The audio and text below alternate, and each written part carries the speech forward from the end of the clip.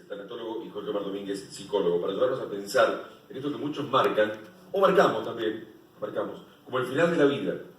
Yo particularmente montones de preguntas al respecto. ¿Por dónde empezamos, Marco? Yo empezaría por preguntarle a ellos por qué le tenemos tanto miedo a la muerte. A menos esta parte, ¿no? Y yo, a mí me da miedo lo mismo, mi propia muerte, pero también la de mis seres queridos. Mucho más la de mis seres queridos, porque calculo que me quedaría sufriendo. No sé, pienso eso, es mi percepción. ¿Por qué? Y por perderlos, porque no van a estar más conmigo, no sé. Yo por la cosa... yo quedaría más si no lo espero. Javi, ahí te pasa el micrófono.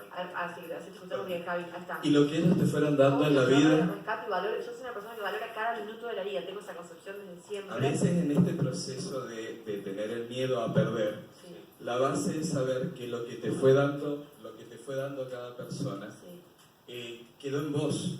O sea, lo que vos viviste con tu abuelo, lo que vos viviste con tu tío, lo que vos viviste, es parte de lo que vos sos. Sin duda. Entonces, lo recreo así.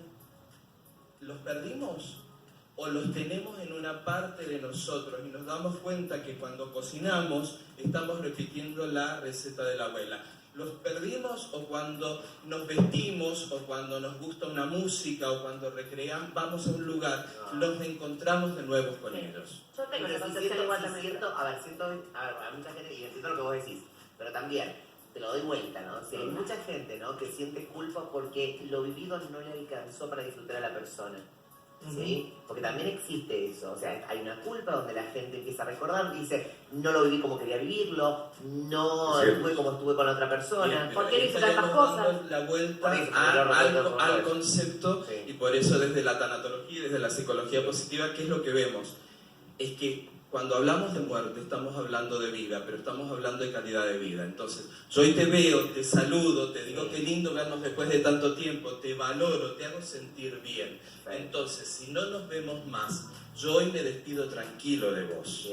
Entonces, a veces lo que pasa con esto es que dejamos cuentas pendientes o creemos o proyectamos que a fin de año vamos a hacer esto o en algún momento vamos a hacer lo otro o nos vamos a juntar o cuando estemos con la otra persona y tal vez hacerlo hoy. Bueno, mucha gente después que ha perdido a alguien muy querido, muy cercano, cambia como esa percepción de la vida y vive el momento, vive el hoy y disfruta ese instante como si fuera el último, pero les cuesta mucho después proyectar a largo plazo, ¿no? Es una cosa que suele pasar mucho dentro del plano, y se estudia dentro del plano de la psicología, es que en general las personas más en nuestra cultura occidental vivimos negando la muerte. Exacto. ¿Sí? Siempre pareciera como que uno tiene que vivir eternamente. Por eso también es que en esto que estaban hablando Gonza y Javier en relación al tema de dejar para después si hay un conflicto, un altercado, lo que fuera, se basa en esta idea de que no hay un límite o no hay un coto para nuestra existencia. Lo cierto es que sí hay un límite, sí hay un coto, y ahí es donde se conectan un poco el concepto de vida y de muerte. Si uno acepta o entiende la vida como un recurso limitado, como que en algún momento no vamos a estar, como que en algún momento la gente que te rodea ya no va a estar, uno empieza a vivir como más plenamente. Pasa en muchos casos que hay personas que viven como adormecidas hasta que les ocurre algo horrible, ¿sí? Tienen un gran accidente, tienen un diagnóstico que no lo vieron venir, se les muere algún ser querido y eso los obliga a razonar respecto de su propia existencia y decir, estoy viviendo como yo quiero, porque esto se me va a terminar. Y paradójicamente la muerte que golpeó la puerta hace que la persona se despierte y empiece a vivir más vitalmente, si se quiere. Pero eso de vivir por ahí, me quedo por ahí de vivir vitalmente. También qué es, ¿no? Porque a ver, la sociedad por una parte, o al último tiempo nos está diciendo que vivir vitalmente es ser feliz, ¿no? Una felicidad relativa, porque te están imponiendo que es ser feliz. El consumo, ¿no? que ha avanzado de una manera. Eso, disfrutar. No trabajas todo el tiempo, no trabajas menos, viajas más, haces más cosas. Claro, te encontrás con lo que te están vendiendo, ¿no? De disfrutar la vida, y de repente dices, pero para, no me alcanza tanto para viajar tanto. Y la verdad tengo que laburar para comer también, ¿no? Entonces hay como todo el sistema pero que hay va que trabajar tu satisfacción vital. ¿Qué te hace bien a vos? Tal vez a vos te hace bien cuidar tu mascota, o tal vez a vos te hace bien viajar, o tal vez te hace bien escribir, o tal vez te hace bien cuidar tu jardín. Entonces encontrar tu satisfacción vital. Hay una televidente cuando repasamos el Facebook, que contiene este debate, este tema de hoy, decía que una parte de nosotros, casi como asegurándolo, se va con ese ser con el que hemos tenido mucho apego, ¿no? Ese ser que llamamos ser querido. ¿Es así desde la psicología o de la tanatología se va a una Los parte dos nuestra? lados la respuesta es un sí. A ver, ¿Por qué? Javier, Hiciste así, hiciste como... a ver, si lo que yo... Depende qué tipo de muerte. Acá lo que tenemos que también que ver es que no todas las muertes son iguales. Una muerte cuando ya tengo una persona que está viejita y que ya desarrolló La acompañó su el vida proceso para ir de enfermedad, ¿no? y se fue yendo y es una muerte natural, o una persona que aunque hace una enfermedad limitante para la vida y aunque tenga una edad corta, que es un poco lo que hablaban ustedes, pero pude despedirlo, pude acompañarlo, pude hacerlo sentir pleno, es distinto de una muerte sorpresiva o alguna muerte por asesinato o por suicidio. Entonces, acá la diferencia en esto va a estar en si yo me di el tiempo de despedirme, si yo me di el tiempo de acompañarlo. A veces lo que queda en esto de que me voy con el otro es culpa. Y a veces cuando uno va a visitar, ahora ya no se usa tanto porque se usan más los parques de descanso, pero cuando antes uno iba a los viejos cementerios, si uno se ponía a ver y pasaba por esos mausoleos y esos panteones, eran grandes monumentos a la culpa, de que yo hacía algo muy bonito y muy grande por lo que sentía que no había hecho en vida. Desde la tanatología, ¿qué se propone? Hoy, si hoy estamos, démonos lo mejor que podamos hoy. Acompañémonos hoy. Y si tal vez está este concepto o este diagnóstico, veamos la manera de hoy estar lo mejor posible.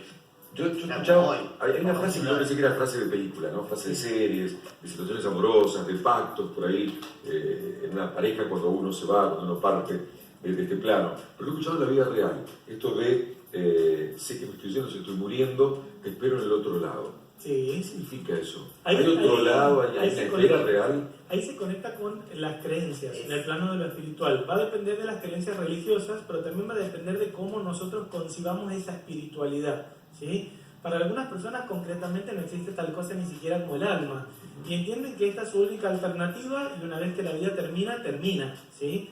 Para muchas otras personas y muchas culturas, que tienen por supuesto el culto a los muertos incluido, hay como otra vida, hay como otra propuesta, hay como otra cosa que se continúa, pero en cada quien va a ser distinto, y eso es lo que por ahí uno tiene que entender. Lo que para mí es una respuesta que me tranquiliza y me gratifica, para otros puede ser llenarlos de confusiones. Necesitamos, va con esto, va con la pregunta, ¿los seres humanos necesitamos creer en algo más allá de la muerte para nuestra tranquilidad? O sea, para estar tranquilos, para vivir tranquilos. Yo sumo algo, amplío un poco lo que está diciendo Gonza.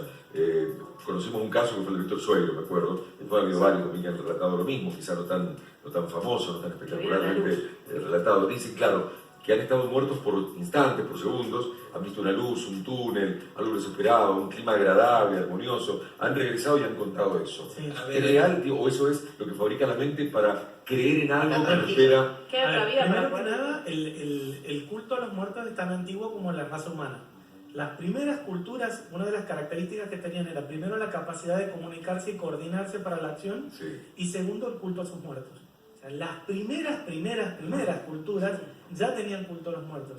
Entonces, respondiendo a tu pregunta, sí, esa noción de espiritualidad pareciera ser inherente a nuestra especie. Siempre va a haber alguna creencia en algún orden. Necesitamos pensar que hay algo más allá después de la muerte o que nos vamos a volver a encontrar. Algunos necesitan eso, ¿no? Y es cierto eso que relatan algunos, que dicen que ven, que algo los espera y es mejor que lo que... En lo particular, más allá de que lo relaten algunos, yo he trabajado muchos años, hace 36 años trabajo acompañando a gente a irse, entonces te encontrás con esto de que pasa algo de que sienten, me acuerdo un caso en el hospital, llega un papá desesperado a las 12 de la noche, estábamos ingresando al hijo a terapia, entonces dice, me llamó. Bien. ¿Cómo te llamó? Sí, está inconsciente, está en terapia. Pasan esas cosas, en donde hay un hilo muy finito entre lo absolutamente científico y esto otro, que es la percepción, que es la conexión que podés llegar a tener. La base de esto es poder entender que el otro, el que se está yendo, tiene una conexión particular con nosotros, que tal vez los orientales lo marcan con ese hilo rojo que lamentablemente aquella película quedó marcada por se deformó por otro lado. Pero es que todos tenemos esta conexión. A veces entre nosotros mismos vos viste a alguien y decís, ay, me acordé de fulanito, y al otro día te lo encontrás. Entonces es esa conexión que tenemos entre todos. Pero lo básico es sentir que si la otra persona se fue, yo le di lo mejor que le podía dar. Y en esto es saber que lo acompañé, que estuve, y sentirme yo en paz con lo que le di. Fundamentalmente a veces esto es miedo a que se vaya un ser querido es porque siento que no le di todo lo que le podía dar. Pero si lo he podido trabajar, si lo he podido hablar. Y fundamentalmente también no hacer negaciones. Generalmente esto que decía Jorge recién, la muerte o la enfermedad golpea la puerta de todas las casas. Y estamos en duelo ese tiempito. Y después volvemos y nos olvidamos hasta la próxima muerte. Entonces, esto que ustedes hablaban de Coco y estas ideas de tanto México como otros lugares, es recordar que la vida y la muerte están todos los días. Entonces, si lo dejo solamente para el 2 de noviembre y tal vez en mayo o en octubre me sorprenda con algo que no estoy preparado. Pero si yo sé que la vida y la muerte todos los días nos acompañan. Una profesora de psicología evolutiva a mí me enseñaba cuando estaba en la facultad que somos una sucesión de muertes. Yo dejé de ser bebé para ser niño, yo dejé de ser niño para ser adulto, yo dejé de tener pelo para tener esta pelada. Entonces dejé cosas y me tengo que ir adaptando. Entonces, si la vida es una sucesión de muertes, no tenemos que esperar al 2 de noviembre. Porque van muriendo etapas para darle nacimiento a etapas nuevas. Para darle nacimiento. Vamos a ver qué dice nuestro público en las redes, ¿sí? En nuestro país, que se ha movilizado parece bastante con respecto a este tema. Ahí tenemos a Alejandra Videla que dice: me da más miedo la muerte de los demás, especialmente de mi mamá, o si le tocara a alguno de mis hijos, porque no sabría cómo seguir. En cambio, para mí, es como que estoy tranquila, que voy a estar bien, porque creo en el más allá y que voy a reunirme con mis seres queridos. Sí, miedo, mucho miedo, dice Cabo Guajardo por acá. Katy Ojeda dice: me da miedo mi propia muerte, sería, porque tengo 2 hijos y yo me muero si será de ellos, porque eso me da miedo mi propia muerte. No entiendo bien cómo está redactado, pero por ahí va, Ahí está, Analía Caraballo por acá. Si yo me muero, ¿qué será de ellos? Eso es lo que quiere decir más arriba. Analía Caraballo, partir de esta vida no me da miedo. Miedo me da dejar a la gente que amo. Perder un ser querido es intenso y doloroso, pero recordarlo siempre es hermoso, porque marcó nuestras vidas que debemos vivir en paz, en respeto y libertad, teniendo siempre empatía por el otro. Ese es el recuerdo que mi padre me dejó. Isabel Bailón le dice: hola, buenos días, no me da miedo mi propia muerte, sí, muchísimo la de mi familia. Jessica Espinosa por acá, le tengo mucho miedo, no puedo pensar en eso porque la vez que lo hago termino llorando.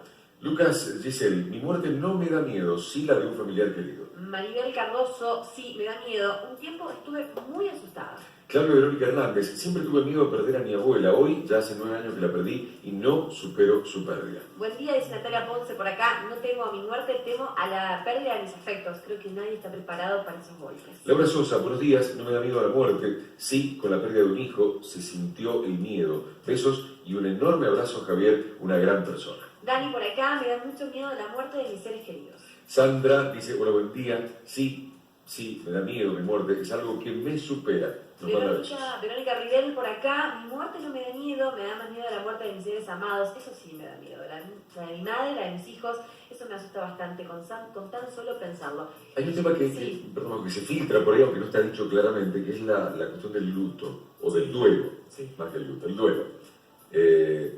Hay un duelo lógico, normal, que debiera ser saludable, por así decirlo. Acá salgamos y lamentablemente se mezcla Cronos con Kairos. Y en tiempos te dan 2 días, te dan 3 días. En el caso de la provincia de Mendoza, yo siempre y cada vez que lo puedo decir, reformen la ley 5.811 de licencias, que solamente da 3 días. Y si tu familiar falleció un viernes en la tarde, te lo consideran y el viernes, sábado, domingo y el lunes a trabajar. Entonces los políticos, la gente que pueda reformar la ley 5.811. Esos serían los tiempos legales. Pero los tiempos del Cronos van a depender de tu edad, de tu conexión con esa persona, el vínculo que tenías, si alcanzaste a despedirte o no. Entonces no hay una cantidad de tiempo estipulada. Pero esa mochila del dolor que llevan todas las personas que han perdido a alguien, ¿cesa en algún momento, calma? El planteo es, dentro de un proceso de duelo, el nivel, digamos, de afecto involucrado respecto de esta angustia necesariamente tiene que ir disminuyendo, y en la medida que va disminuyendo uno puede ir volviéndose a involucrar con su propia vida. Una vida en existencia que ya no incluye a la persona que perdió, ¿sí? Si ese monto, digamos, de angustia no cede y uno lo tiene como en muy alto, es porque, como decía Javier, hay cosas que evidentemente uno no ha terminado de resolver con esa persona. Se pueden hacer trabajos dentro del plano de la tanatología, dentro del plano de la psicología, en los que las personas pueden llegar a pensar, plantearse qué cosas no resolvieron y resolverlas desde sí, aunque la otra persona ya no esté presente. Sí. De tal manera de que este nivel de angustia se calme. No sé que la angustia, digo, yo me pongo a pensar, está bien, estamos hablando de muerte, pero la persona que está ahí del otro lado está mirando en este momento y perdió un hijo, ¿entendés? Y claro, es inexplicable, o sea, cómo está muy buena la teoría que estamos dando y está muy bueno transmitirlo, pero es algo, un sentimiento tan propio de las personas.